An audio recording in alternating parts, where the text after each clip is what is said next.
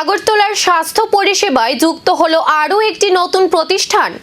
পুরনো motor stand সংলগ্ন এলাকায় আনুষ্ঠানিকভাবে উদ্বোধন হলো 50 শয্যা বিশিষ্ট সুপারা মাল্টি স্পেশালিটি হাসপাতালের। উপস্থিত ছিলেন মুখ্যমন্ত্রী প্রফেসর ডক্টর মানিক সাহা সহ বিশিষ্ট অতিথিরা। রবিবার সকালে 50 শয্যা বিশিষ্ট এই নতুন হাসপাতালের উদ্বোধনী অনুষ্ঠানে উপস্থিত ছিলেন রাজ্যের মুখ্যমন্ত্রী প্রফেসর ডক্টর মানিক সাহা, আগরতলা পুর নিগমের মেয়র দীপক মজুমদার, হাসপাতাল কর্তৃপক্ষ এবং অন্যান্য বিশিষ্ট অতিথিরা।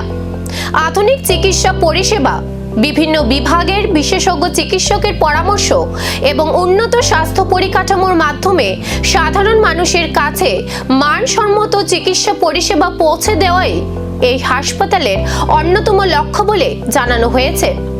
নতুন এই হাসপাতাল চালু হওয়ায় আগরতলা তথা রাজ্যের মানুষের চিকিৎসা পরিষেবার ক্ষেত্রে আরও একটি বিকল্প তৈরি হলো।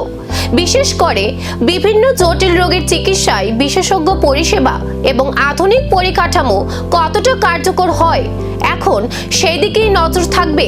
হাসপাতাল উদ্বোধনের পাশাপাশি এদিন আয়োজন করা হয় বিশেষ রক্তদান শিবিরেরও।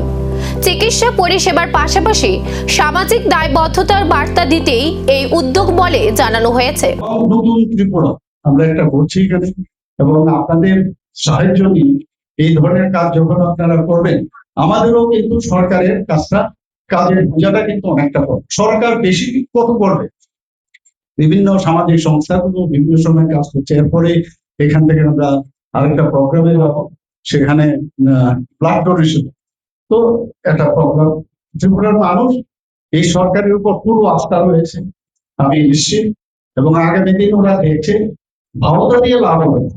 যেটা আমাদের এখন আপনারা জানেন যে আমাদের ইনফ্রাস্ট্রাকচার কিছুদিন আগে আপনারা দেখবেন ত্রিপুরাতে আমরা একটা ডেস্টিনেশন ত্রিপুরা সামিট আমরা করেছিলাম। আমরা কি ভেবেছিলাম 500% সাইড বিজনেসম্যান ইন্ডাস্ট্রি। নতুন হাসপাতাল ঘিরে প্রত্যাশা এখন অনেকটাই বেশি।